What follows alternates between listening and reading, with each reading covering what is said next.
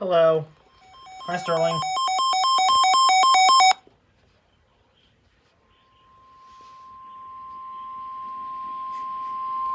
The National Weather Service in Sterling, Virginia has issued a special marine warning for Chesapeake Bay north of Pools Island, Maryland, until 6:15 p.m. At 4:42 p.m., a strong thunderstorm was located over Northeast River, moving south at 10 knots. Hazard, wind gusts 34 knots or greater. Source, radar indicated.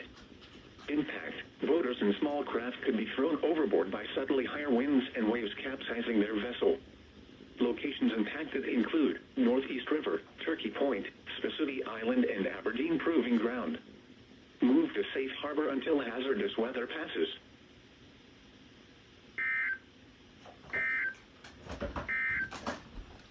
The National Doing Weather drugs. Service